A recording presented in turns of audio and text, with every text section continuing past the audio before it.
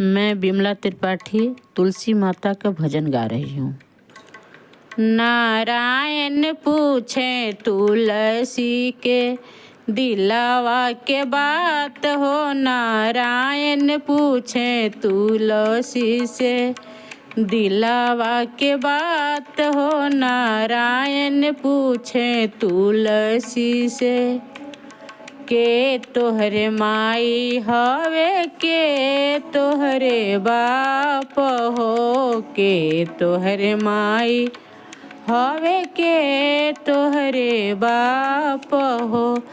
के करही नम से भर के करही नम से भर आपन मांग हो। नारायण पूछे तुलसी से दिलावा के बात हो। नारायण पूछे तुलसी से दिलावा के बात हो। नारायण पूछे तुलसी से धरती हमरे माता हई मेघ हमरे पिता। धरती हमरे माता हई मेघ हमरे पिता। अपना ही कंत नाम से अपना ही कंत नाम से भरिले मांग हो। नारायण पूछे तुलसी से दिलावा के बात हो। नारायण पूछे तुलसी से दिलावा के बात हो। नारायण पूछे तुलसी से कहाँ तोहर नैहर हवे कहाँ तोहरे सासुर। कहाँ तोहरे नैहर हवे कहाँ तोहरे सासुर।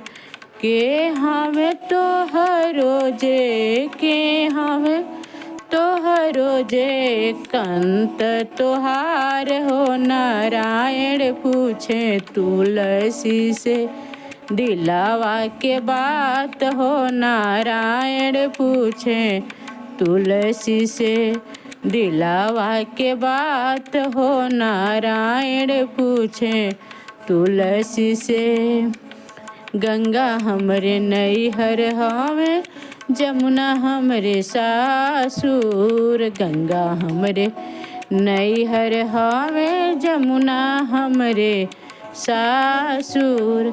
हमर हुकंत के हमर ही कंत के कान्हा कन्हैया हो। नारायण पूछे तुलसी से दिलावा के बात हो। नारायण पूछे तुलसी से हमार कंत हमें हमार कंत हमें कृष्ण कन्हैया हो। नारायण पूछे तुलसी से दिलावा के बात हो। नारायण पूछे तुलसी से दिलावा के बात हो। नारायण पूछे तुलसी से